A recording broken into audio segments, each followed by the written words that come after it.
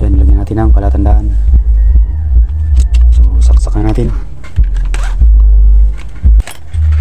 So ito, saksakan natin. Yan, okay na po. Magana na siya.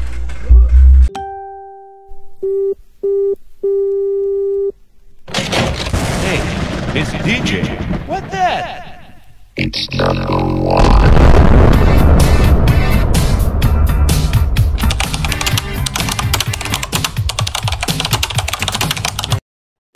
So ito po't magkukoneksyon naman tayo. So ito po ang ating gagamitin nating thermal fuse. So okay naman po ito, good. So ang pagkukoneksyon naman po nito ay ang ituturo ko sa inyo. Ito pong starting ng running at saka starting ng starting. Ito po ang ating pagkasamahin para gagawin natin siyang common. And then dito sa ending ng running at saka ending ng starting ay dito po tayo magtatap ng pang-capacitor para po siya ay mag left and right. So yun po, let's go, proceed na po tayo at para may connection na po natin to. So i-connection muna natin bago natin siya tatalian at lalagyan natin siya ng cover dito sa gilid ng ating plastic mylar. So gugupit pa tayo maya maya. So yan, abang-abang lang po kayo at yan na po ang ating gagawin. So yan, bago natin i-connect, atin muna natin kikis-kisin para kumapit yung kanyang pagka-connection nilang dalawa. Yan, kailangan ay kis-kisin natin yan para siya ay magdikit. Then dito natin i-connect sa kanyang thermal fuse. Yan. Nasa sa inyo na ang diskarte kung gusto nyo hinangan o lagyan nyo lang ng ipit na ganito. So ito, nabibili nyo man sa Shopee yan, yan, dami. So ipitan na lang natin to, and then atin siyang ipitin ng long nose para siya ay kumapit. So kahit wala siyang hinang, okay rin naman yan. So iayos nyo lang para kapit na kapit. Pero kung gusto nyo maghinang, pwede naman. So itataray ko lang ito na kung ito ba ay effective. Pitin lang natin ang long nose.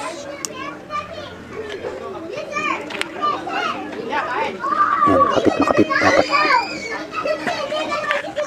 Yan, pigang-piga para hindi siya bumitaw. Kahit siya ay walang hinang, yan, na siya naman ay talagang ipit na ipit. Nilalagay natin ito, cover nya. So yan, okay na yan. Ito na po yung ating magiging line 1, kulay blue na yan. Hindi dito yung parehas na kulay yellow.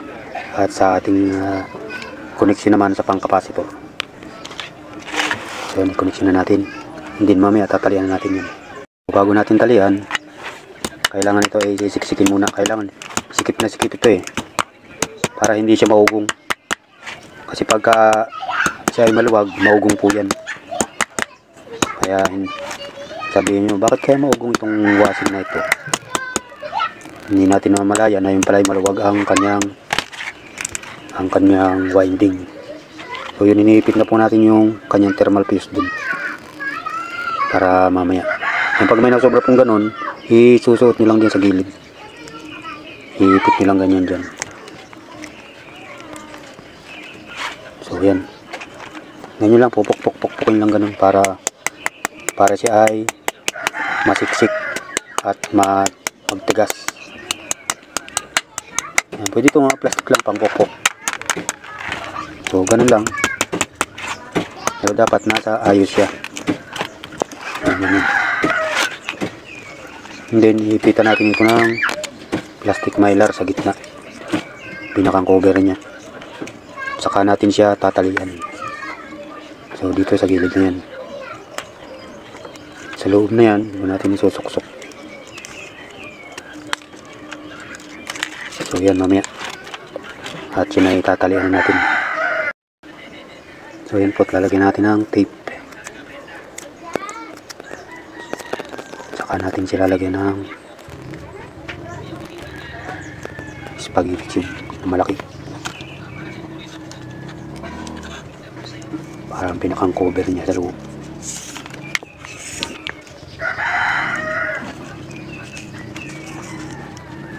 Then saka natin siya upulupot pa ganun.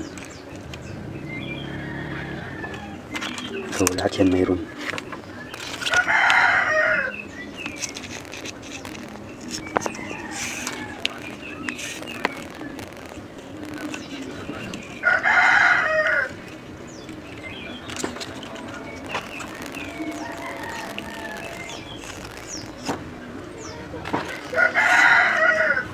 So yan, saka natin siya tatalian. So yan, malapit na po tayo matapos magtahi. Ganyan lang po ang pagkitahin yan. Yan, ito po yung aking pangtahi ng sapatos na gamit natin din. So kailangan lang maayos ang pagkatahi natin. Yan. Yan namang ating pagkatahi na ito. Meron na tayo nitong vlog kung paano magtahi. Yan, suot lang sa ilalim. And then kukuhanin. Yan, magkakak lang. Yan, siya babaw. Kuha natin.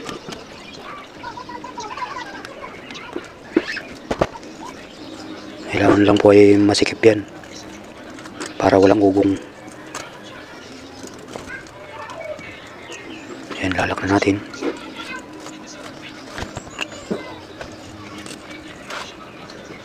Kahit mga ilang ikot lang, okay na yan.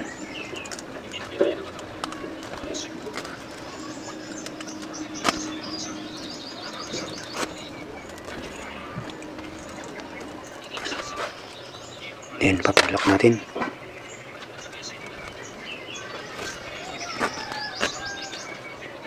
Suot pa natin isa. Yan, babatakin. So yun, lock na.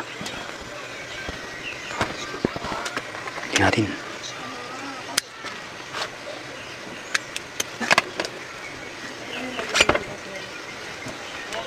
So yun, okay na po yan.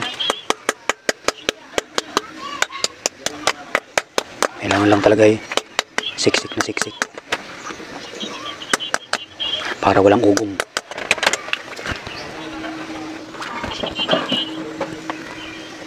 So yan, maganda na ang ating pagkatahi, hindi katulad ng una.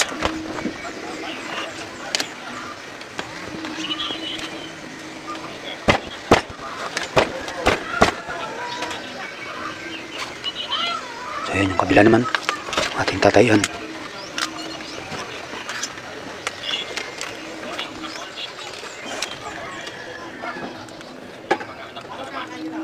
Yan, lang natin isusuot sa gilid na yan. Ito ang ating plastic mylar.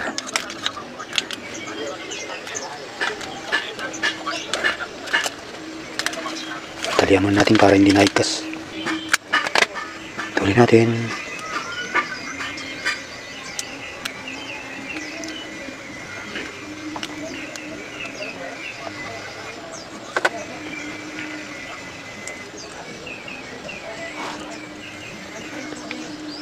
Lapit na tayo matapos magtahi.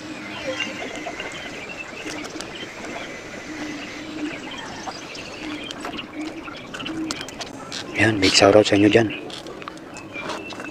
Mga kaibigan ko dyan. Saan man makarating itong ating video.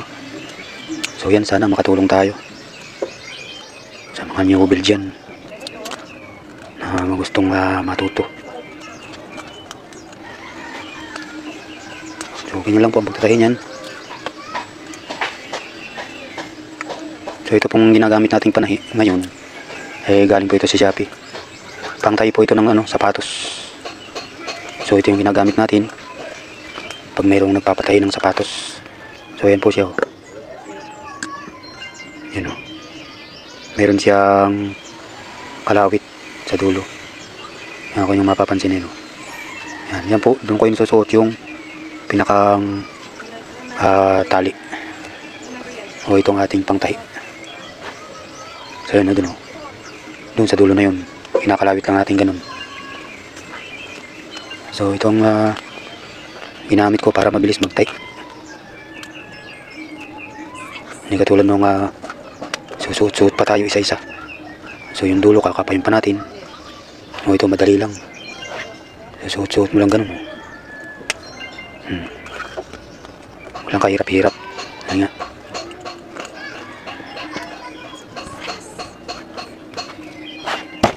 So may pupukpukin pa natin yan para mas matibay. Lalaknak natin. Laklak tuloy. Ilalak, hindi laklak. Ay goodness. So yan, ganyan. Ating paglalak. So pag naikot, iayos lang natin. Yan, suot sa ilalim. Yan, hatak.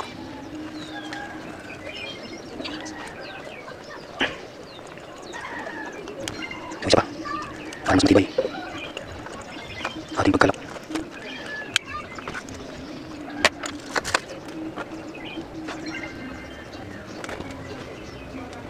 Suot lang natin.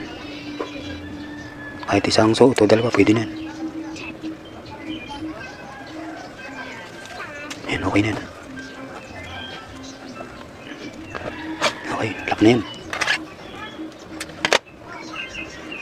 So yan, testerin natin kung siya ay hindi ba naapektuhan yung ating pagkatali. Itong ating inuwan. So dyan po nagana. So dito tingnan natin. Naku, wala po. O wala. Maaaring naapektuhan nga baka dun sa thermal fuse ang may problema ng inilagay ko. Pero kanina gumagana naman. So bubuksan ulit natin yan. Ito. Another bukas na naman tayo nito. Problem. So yan, buksan na natin. So tanggalin muna natin to. Itong tip. Para ating matester. So yan po ating titester na. Kung sa thermal fuse nga. So dito gumagana sa ating tester. So dito. So yun, wala. Thermal fuse nga ang hanip. My goodness. So palitan natin ito ng thermal fuse. Kaloka. So yun, nabaklas na natin yung thermal fuse nya. Ito, yung kanyang thermal fuse, tinanggalan natin ulit. Testerin natin. So nung gumagana dito, and dito, wala talaga. Huwag nang pagpilitan. Utoy. So guntingin na natin to para hindi ko na magamit pa. O yan, pinutol ko na kasi wala naman siyang silbi. So hanap tayo ng iba. So yan, nakahanap tayo ng bago-bago pa. Yan, siguro naman siya ay matino kasi bago pa. So tester muna natin uli. So yan, pakita ko sa inyo. Testerin natin. Doon mayroon. Dito. So yun, mayroon na. Mayroon na siya. So kanina wala talaga. So ito na, ikakabit natin. Sana hindi na siya magloko. Sana all. So ito na po mga igan. Bali pinalitan ko na ng ng thermal fuse. So yung kanina hindi pala gumagana yung hanip na yun. So nung testering ko yun, gumagana. Tapos nung ikabit ko, ayaw nang gumana. So kaya pinalitan natin yun. At yan, binagawa natin ng tali. Yan o. Ito yung una. So yan ang tali natin. So yan, suot na natin.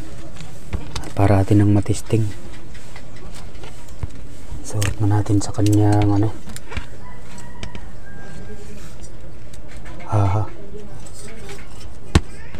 simbol natin para atin siya matesting.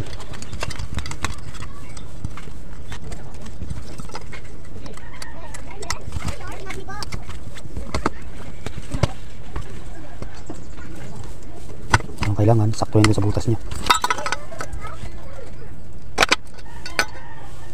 Nakakaltas pa.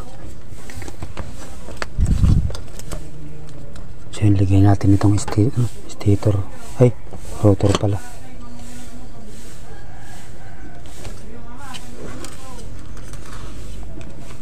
So So yan, nakabit na natin. Lagyan natin yung takip.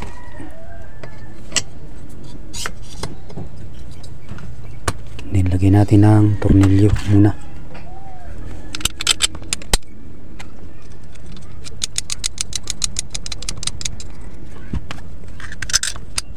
Balito na po yung part 2 na kabuuan nitong ating pagre-rewind nitong washing machine, motor, stator, ganun. Yung pinakang makina niya.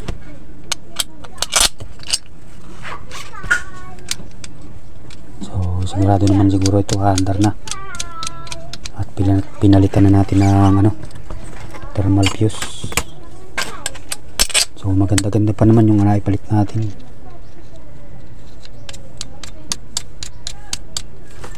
Bago-bago pa, parang hindi pa masyado nagagamit yun.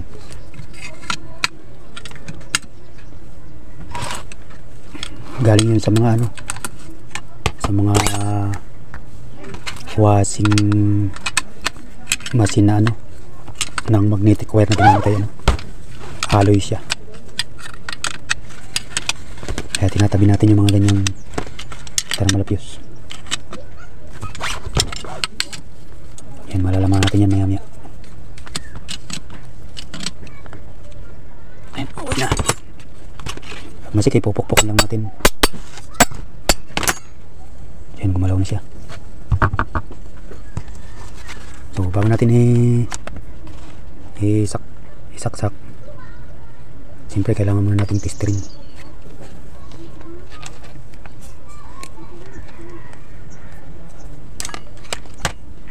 So ito, gagamitin natin ito.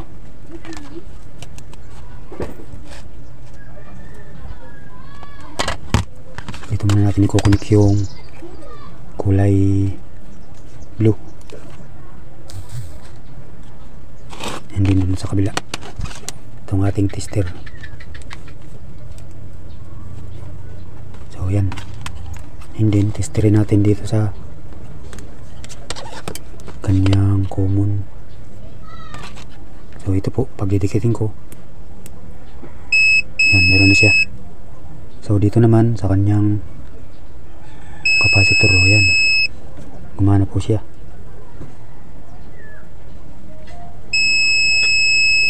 So yung 35 ohms po siya. So same lang. So yun, kabitan na natin ng capacitor para matesting na natin ito.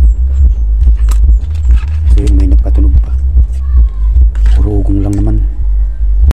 So ito po ang connection nya. Yan, lagyan muna natin dito ng capacitor. 10 UF po itong ating gagamitin, 10 UF microfarad. So lagyan natin ng plug o saksakan. Umuugong ng tugtog ng kapitbahay ko. Lagyan natin cover para hindi tayo mag-ground. And then dito muna natin itatap itong isa. So hindi natin ididikit, ganyan lang gagawin natin. Nahugot pa.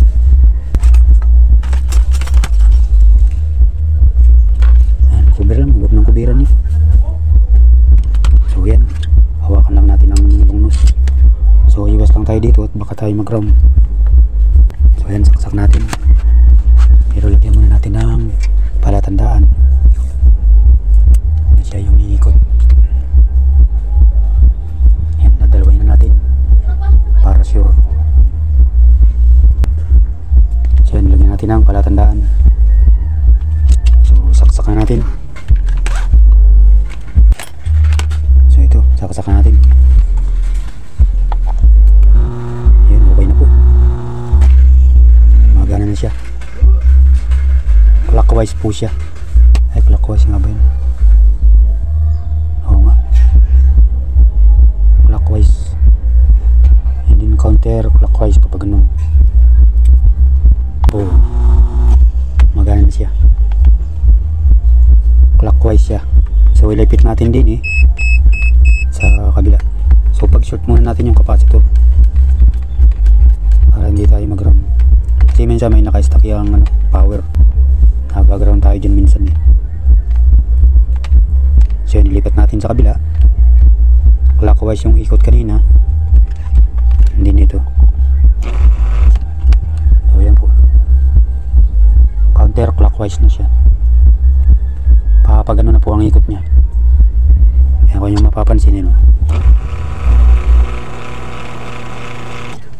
Medyo naingay lang kasi maluwag yung ating yung chassis at hindi pa siya nakapix.